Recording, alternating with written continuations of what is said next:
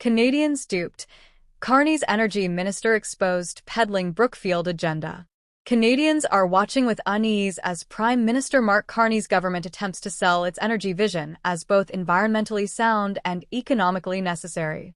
The messaging is polished, full of buzzwords about transition and responsibility, but behind the speeches lies a deeper concern that this agenda is crafted to serve entrenched interests rather than the public. With a cost of living climbing and trust in government eroding, the suspicion that Canadians are being duped is spreading. The focus on flashy energy projects, overseen by Energy Minister Tim Hodgson, has raised alarm bells across the political spectrum. Citizens want to know if these plans are truly about climate action or just another way for corporate insiders to profit at their expense.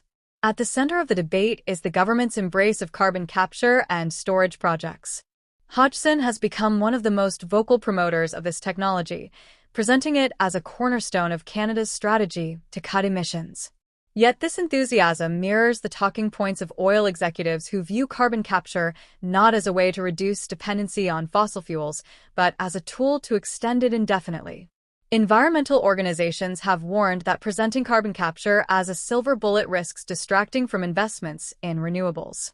Instead of accelerating wind, solar, or hydro, billions are being funneled into keeping oil sands facilities alive, with ordinary Canadians left wondering who really benefits from this arrangement.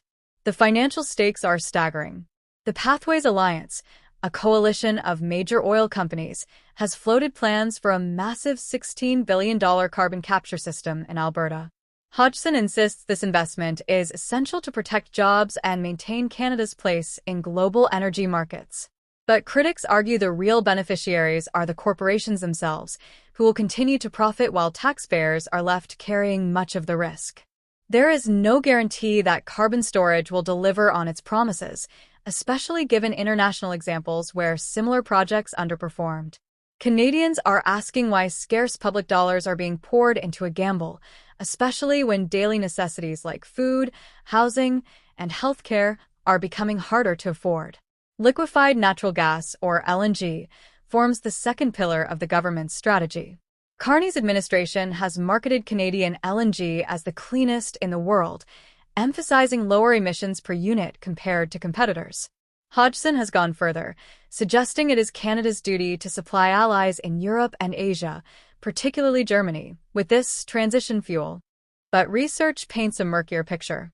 Once methane leakage from pipelines and shipping emissions are included, LNG can rival or even surpass coal in terms of climate damage. This contradiction has left many questioning whether the government is engaging in honest climate accounting or simply repackaging fossil fuels under a new label to placate both industry and voters. Defenders of the plan argue that Canadian LNG still has advantages, especially because of its shorter transport distances to European and Asian markets. Hodgson repeats this line often, claiming that shipping from Canada produces fewer emissions than from competitors like Qatar or the United States. While this may be true in relative terms, it does not change the larger issue. Investing billions in LNG locks Canada into decades of fossil infrastructure. Building export terminals, pipelines, and tankers commits the country to a future where gas, not renewables, dominates. For a government that claims to champion climate leadership, this choice looks less like progress and more like a carefully managed illusion. Equally concerning is Hodgson's vow to speed up project approvals. He has promised to slash the time required for major energy proposals from years to just 2. Supporters in industry circles see this as a breakthrough, a way to unlock investment and attract foreign partners. Yet for citizens and environmental advocates, this acceleration sounds like an invitation to bypass safeguards. Public consultations, community input, and environmental assessments risk being sidelined in the rush to approve projects.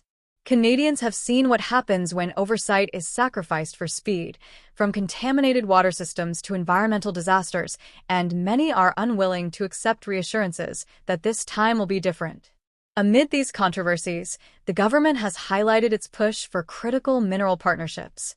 Hodgson recently announced cooperation with Germany and other allies to secure supplies of lithium, cobalt, and rare earth elements needed for clean technologies. On the surface, This looks like a promising move toward resilience and independence from Chinese supply chains.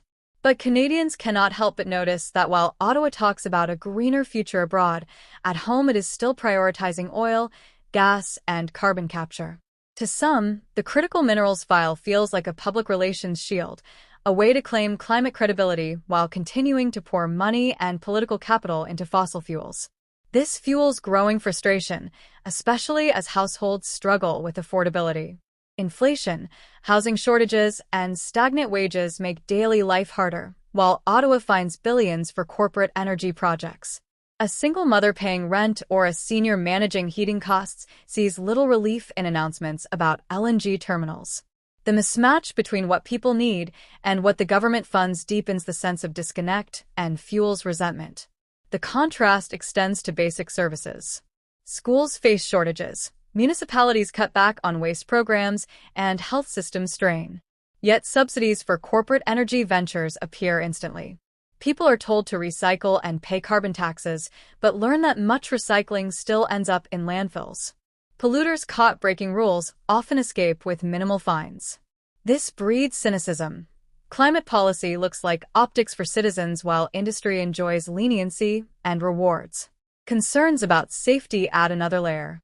Cases of offenders ignoring bail conditions and endangering communities have shaken confidence in the justice system. Citizens ask why billions flow to oil sands carbon capture, but not to stronger courts, prisons, or community policing. The imbalance reinforces the perception that Ottawa protects corporate interests more than public safety. The deeper issue is trust. Canadians see a government that talks about responsibility while blurring the lines between public service and private profit. Carney may impress international audiences with his technocratic style, but at home people see policies that overpromise and underdeliver. Carbon capture and LNG may sound like progress, yet they appear as expensive distractions that fail to address affordability, climate, or security in a meaningful way. In the end, Canadians want honesty and priorities that match their realities. They want investments that reduce emissions, improve affordability, and strengthen communities, not flashy projects that entrench fossil dependence. If Carney's government continues to push an agenda that looks more like greenwashing than leadership, the feeling that Canadians have been duped will only deepen, and it could define this government's legacy.